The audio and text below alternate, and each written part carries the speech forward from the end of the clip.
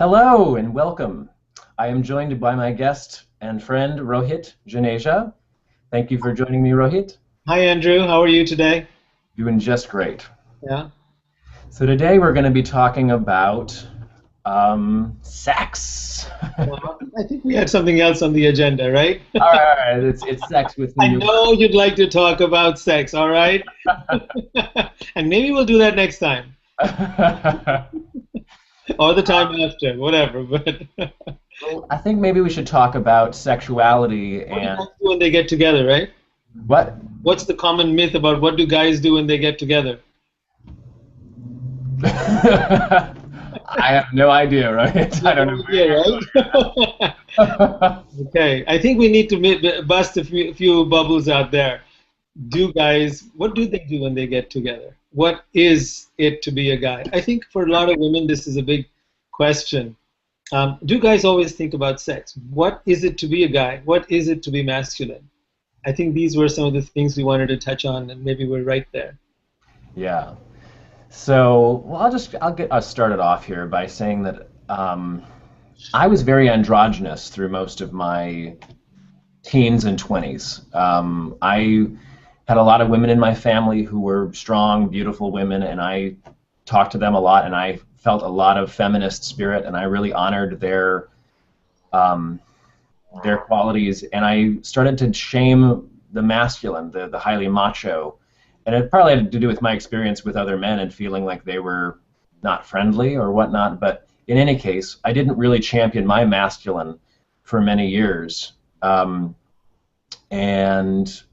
it's interesting because there's that polarity issue with men and women, and when you want to connect with the feminine, you've got to sort of be in your masculine. You've got to really create polarity for that tension, for that pull. And I didn't really do that through my 20s. It was very graceful, very gentle, like, oh, well, hello, and we're meeting, and oh, I can relate with you. Then, oh, let's go shopping and let's talk about this. Men, I didn't relate with that well. It was more of a, I sort of became the feminine person in my relationship with most men to make sure I didn't rub them the wrong way and create a fight. Now, when I was younger, I used to fight with men all the time. That was my modus operandi. I was a fighter, but I was ashamed of that, and so I stayed away from that. I think in recent years I've really begun to embrace the masculine and find that men men hanging out together like to know where their edges are. They like to define who they are with each other without any sort of gentle feminine, like, oh, well, I can be different if you want, or some sort of flexibility. Like, men like to just go, yeah, how you doing, dude? Here's where I am, where are you? They like to literally, the fist bump the is this metaphor for men and how they relate. It's not about violence or hurting another person. It's about testing your boundaries. Boom. Which makes you actually much more attractive when you meet with women, because it's sharpened your edges. It's made you know yourself better.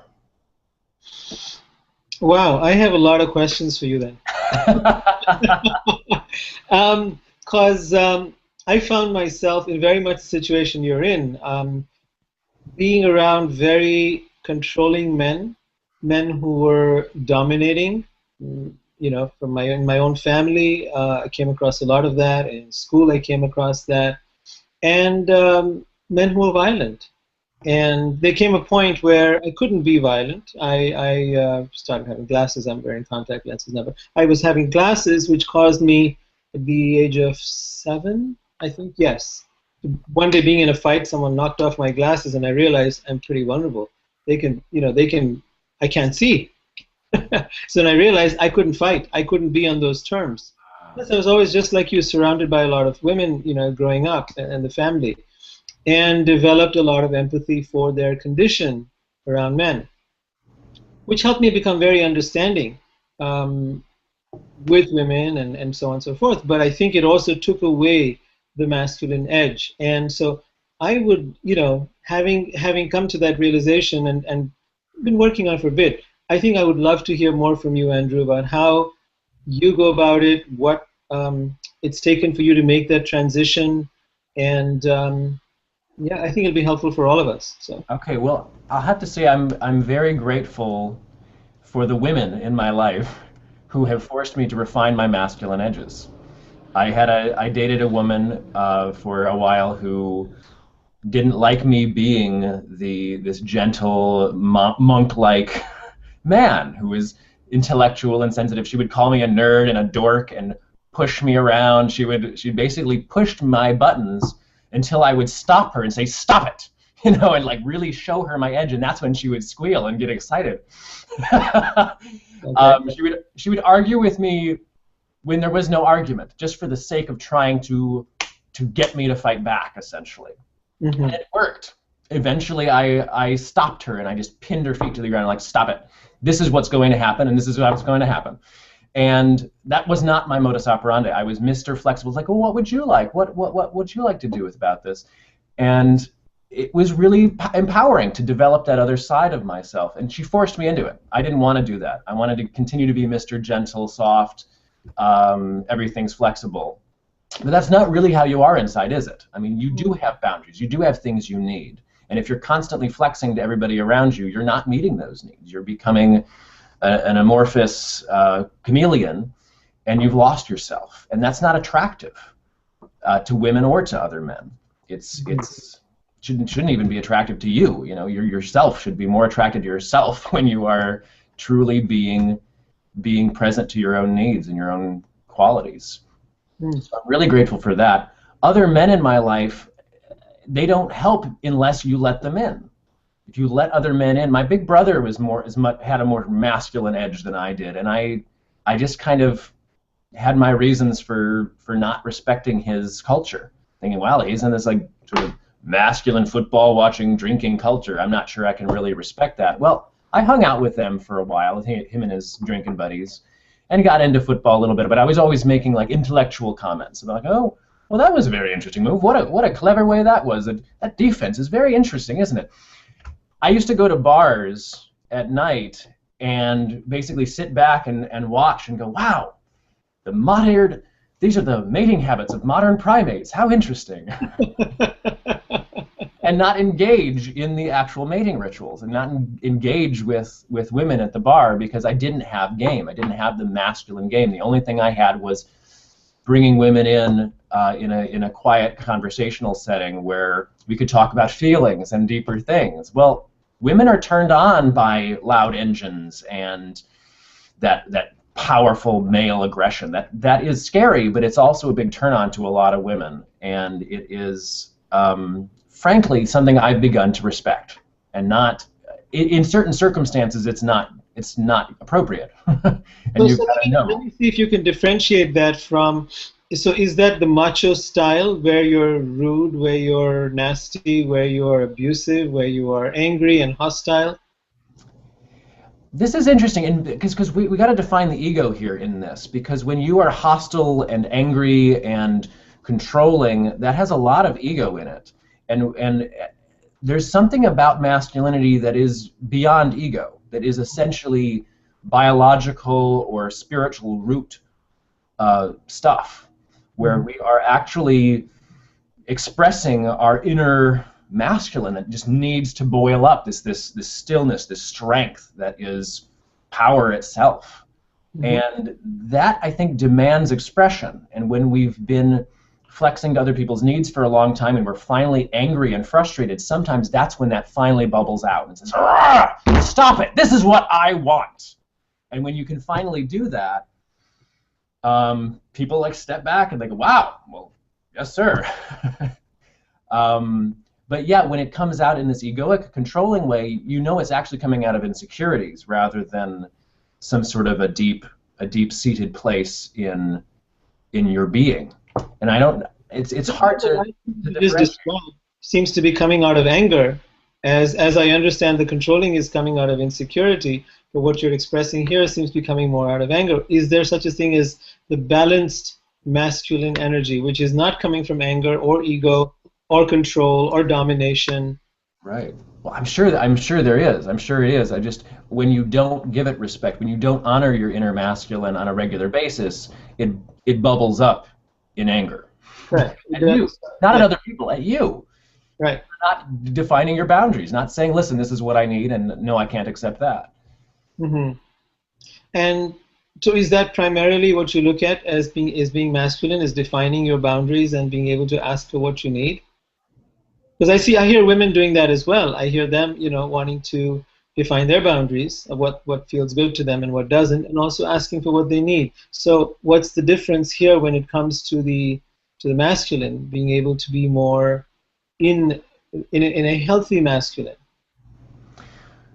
Well, David Deida, the spiritual teacher and author, he talks about the masculine as this spiritual stillness, as the deep roots of the self, the calm knowingness, the unchanging, the truly unchanging steadiness. And I think we feel that it's just our truth. It's when truth comes out as a still small voice. Sometimes it is just this centered knowingness that we just go, I know where I am. This is what it is. And whereas the feminine, in contrast, and this is not to say men are like what I just described and women are the other way, but the feminine in this abstract spiritual sense is this amorphous, constantly changing life expression itself. Always the multi-forms, the many different colors, the rainbow is the feminine and in constant change. So it's in great contradistinction to a changeless, formless constant. To have that, and then the polarity of those two is to pull them together, is to find balance, to seek the combination of the yin and yang, the masculine and feminine. What I find with a lot of women is that they love the sense of clarity. When I see things clearly, the sense of direction, the sense of purposefulness, the sense of knowing what you want and how to get it and how to go about it. That sense, that drive. Yes. And then when that is deeply expressed, when they can take a peek at what lies under the hood, some of the vulnerabilities, some of the fears, there seems to be a great turn on, in a way, of being able to see that, okay, I love that aspect of you that is so decisive and clear and knows what he wants and what's what, and your truth and your understanding. But then it's really exciting to look under the hood and notice, there is a human version here, there is a vulnerability here, there is a part that has some softness in it too, and that is a little confused sometimes and is a little fearful at times. But I think it's really important to be a full expression of that sense of clarity and purpose and direction, because I think that helps women feel more secure around a man and know that he is his being in his masculine gives her permission to be in her feminine. Right. It gives her the space to really be able to stay, as you said, amorphous or emotional or in her feelings and dig into that and go, and he's able to not impose his. So the old macho style would have been where he imposed his sense of clarity, his sense of right and wrong, whatever it was. He imposed that upon her and then used that to control her. But I think in the more healthy male energy, it is knowing and having that, but not imposing it upon the woman. Right. Allowing her at the same time to stand in stark contrast or even opposition, or just being herself. So to have that and yet allow for her full expression allows both to really be in their polarities and then come together, where she sometimes sees the softer part of him and he sometimes sees the more clear, and that within her emotional dance that she does, or in her feeling state that she is, that there is actually a method to the madness. There is a clarity. He gets very turned on by that, by being able to see that it's not just what it seems, but with all the loops that are being created, there's actually a sense of something really beautiful emerging. So I think both begin to discover really the masculine and feminine in each other, while still staying rooted in their in their respective genders. I think, but having both sides does add a multidimensional aspect. And to really embrace that too, to embrace the ever-changing feminine. When men get together, to get back to that question, when men get together, they often talk about how crazy women are, how they're constantly changing their minds, how they're never they're never solid and stayed like we are. You know, I was talking to some guy the other day, and he was just like, yeah, women, you know, they're crazy. Why can't they get their thoughts together and be consistent about what they're saying? You know, it's like, well, because things are changing. Can't live without them, right? That's right. But the reality is we have masculine and feminine in all of us. Like you said, you know, the men often have the mask of the masculine, and underneath, and that's so funny, the mask of the masculine. It certainly is a mask. What would be the equivalent for the feminine? The femme of the feminine? I don't know, whatever. So the face of the feminine, the mask of the masculine. Right. So, but we all have both in us, and men are not solid rocks about everything in life. Things are changing around us constantly. We are changing inside. We have to adapt to that. But if you are constantly just in reaction to the change, then there is no solid focus, no point of direction, nothing. And so it is also very attractive when women who are very responsive to the world's change, and they are changing a lot, and that is beautiful to see them change. It is awesome to see them also embrace the masculine at times, go, I need this, I want this. It's very strong, and I think it's just finding that balance when you pull into your masculine or when you pull into your feminine creates that's wisdom, is when to choose those things. That is very powerful. I think the next time we talk, let's talk about what the feminine energy is like as well. I've been doing a workshop on that, so it'd be great to talk about that the next time. I think this is great, just getting into this topic here. Is there anything else you've come across, perhaps in men's groups, or anything else that you want to add to that, or? About the masculine energy, about being a man. Don't be ashamed to be anything that's within you. You know, you've got to honor what is truly you, and we live in an age in which women's power is increasing, and it's sometimes hard to meet up with a woman who's in her masculine and still be in your masculine. You butt heads, and it doesn't feel good, and you don't know how to. You're not used to maybe butting heads with a woman, and you're expecting it to go into some sort of sexual place when somebody stops being masculine, then the sex happens or something. But really, it's challenging today because men, it's harder for us to see where our masculine fits in society. People are being arrested for sexual harassment, for just lawsuits for being too pushy or just insulting people easily, and with their firmness, with their knowingness, with their assertiveness and whatnot. And it takes nuance now. We have to be able to dance with the masculine and the feminine in order to succeed in this society. And but just don't be ashamed of anything. Don't be ashamed of your feminine side either. You've got to be able to work with both. And the more you expand into both extremes, just the more full and the more beautiful your expression is. So what you're saying basically is, for men who have too much of the masculine energy, they need to develop some of their feminine side. They do.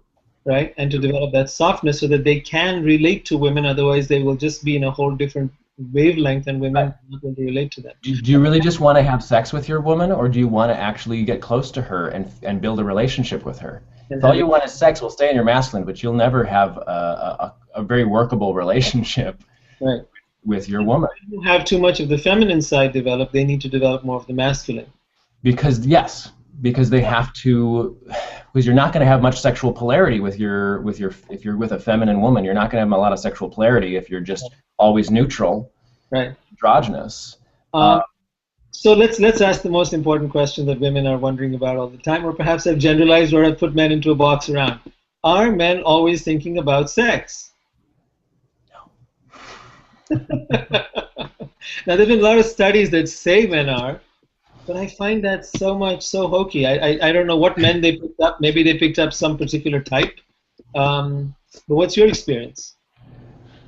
My experience is, and I'm in my 30s now, and it's strange that I seem to think about sex just as much as I did when I was in my teens, and frankly that's annoying. I don't like it. I don't like that my brain is wired this way, and that every time a beautiful woman walks by, I immediately start thinking about her in a certain way.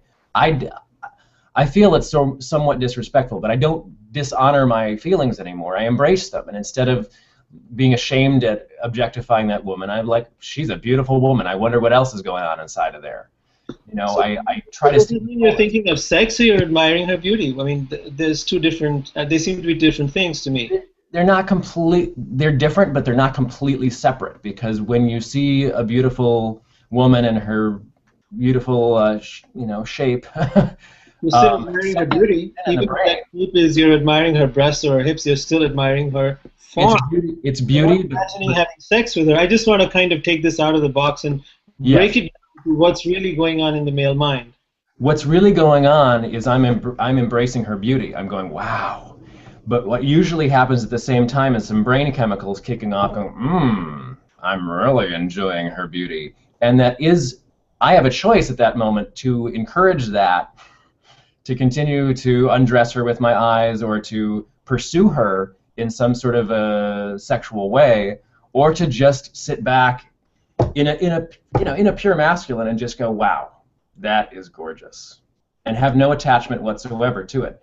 It's a Right. choice, but it's definitely brain chemical stimulated to want that, to want to possess that potentially. Right. For me, I guess the enjoyment of beauty in all its forms, feminine beauty, nature beauty, all its different forms, is just a huge, something that really turns me on. Even music, everything, wherever I find beauty. So I've never had that experience, and to the in the way you're describing it. My own experience is just really enjoying beauty and finding it fascinating. Now, one of the things that I had to realize on the way is the reason I'm so drawn to that which is beautiful, whether it's in a woman, whether it's in nature, whatever it be, is I really haven't claimed the beauty within myself. And that began to become my own journey into really accepting, embracing, and really, really enjoying that. Found at that time that this bit kind of toned down a bit. So my own little theory on this is that men are so drawn in a physical way to women and attracted to them, A, because they are beautiful, definitely, but also because we haven't claimed the beauty within ourselves. We don't see that. We don't see ourselves the way women do. And I think that sometimes when we begin to look at that, and that's what I began to do. I began to actually, okay, how does another person view me? I've never really done this. It's not, men are so outwardly focused that we don't stop and look at ourselves, or even see ourselves necessarily as lovable or as, adorable or any of that stuff. We'll do it for others readily. So I found that really changed a lot for me, at least in terms of, and okay, if I'm an exception or not, I don't know, but I haven't been the person that really, look at a woman, I want to have sex with her. I don't know, just not been my thing. So I just want to break the bubble for women who think that all men do that. No, I mean, most of the time they're admiring your beauty, they're admiring some aspect of your beauty. It may be your breast, but it's still your beauty. It's just something beautiful about you that they don't have. Usually it's because they don't have what you have. Just as much as you might admire someone who's got a beautiful house or a lovely car, something that you don't have, you know? And that's really where it comes from. Um, Besides that, yeah, I'm sure there's people whose focus is entirely on sex, but I think we'll leave that for a different kind of conversation. Some of my best friendships are with women to this day, and there's the sexual attraction has no part in it, of course, but Oh, um, I uh, I think it's wonderful to just to be in love with everybody that that you're friends with, to really feel passionately about them. right. Um, and you're bound to have friends that are beautiful physically, and when you know them at the past the mask, when you know them at a deeper level, then it becomes obvious, instantly it becomes something that you respect much more, and it's not, there's nothing you want about that person except for them to be themselves and for you to be able to look at their beautiful self. Well, I think the more I discover the deeper beauty in a person, the more the desire is to be intimate. I don't know, that may be a male thing or whatever. But Intimate in what way, though? Intimate physically or just intimate energetically? it's every way, every way.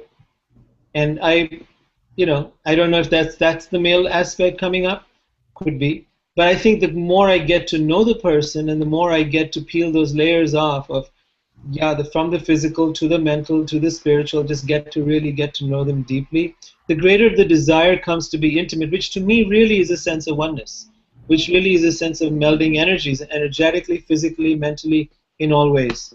And yeah, that's what I find more compelling.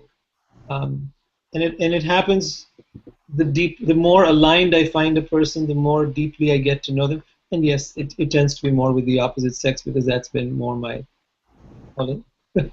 But yeah, but in that sense, it's more broad-based rather than just anyone walking on the street. Right, right.